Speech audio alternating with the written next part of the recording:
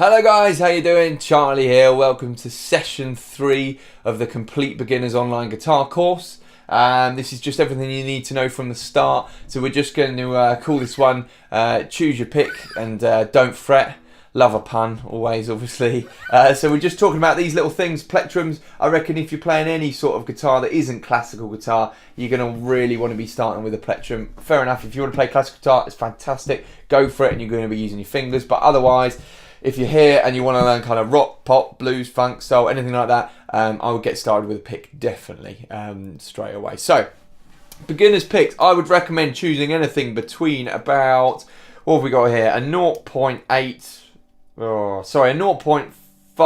a 0.81. Anything around that kind of point. Obviously, you don't have to be too precise. So, you don't want a thicker pick, I don't think, to start with, because you want a little bit of give when you're playing. It gives you a kind of nice, you can almost hear the pick when I play. For me, I can anyway. You know, kind of nice, kind of light sound to it, and that's kind of what you want. Just want a nice light pick and a light sound. So this is a 0.58. This is a tiger pick. Anything between there and about 0.80, I would go for. My favourite is this one for beginners, which is the Tortex, which is Jim Dunlop's one. It's the orange one, and it's about 0.6. Well, it is 0.6 millimeters. You can't see it on here.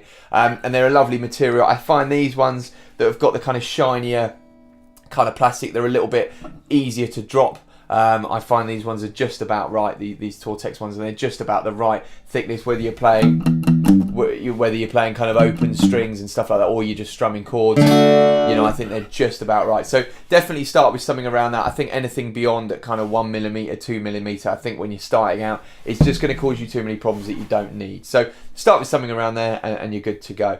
On from that, just holding the pick. Don't hold it too, you know, right near the end like that, because you'll probably drop it.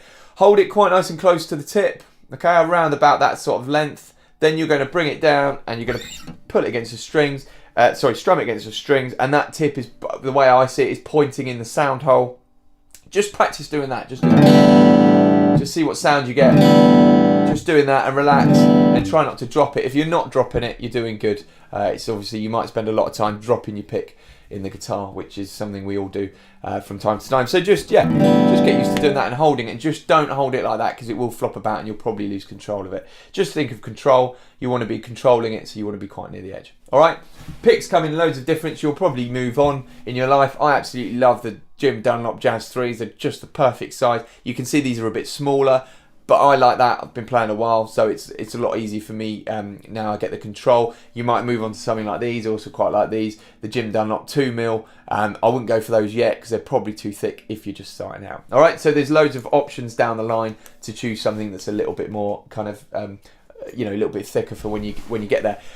Just on from that, I just thought I'd talk about frets, because we don't often talk about frets. It's a bit of a given. Guitars have frets, obviously.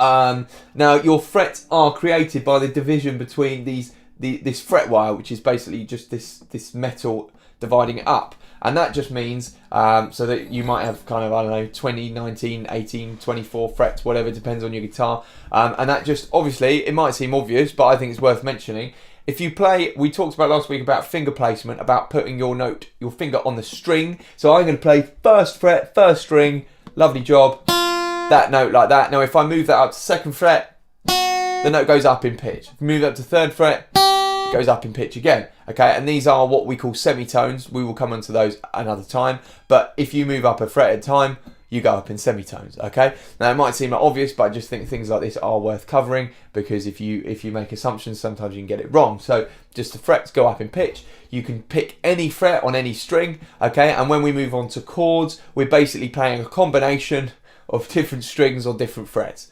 okay? Therefore creating a nice full sound like that, okay? And that's all it is. It's as simple or as complicated as that, really. So it's worth just being aware of that and being aware of your frets. So maybe just going on from what we did last time was just looking at, you know, placing your finger on a fret. So maybe just experiment, see if you can place on a few different frets and see if you can get that sound, as we mentioned, keeping your finger sort of around the middle of the neck, so you get that tension to create the note rather than like that. All right. So those are a few other things to get you moving, get you started. I hope you've enjoyed it. I'm really looking forward to doing some playing. Go and get your pick sorted, and I'll see you on the next one. Cheers. All right.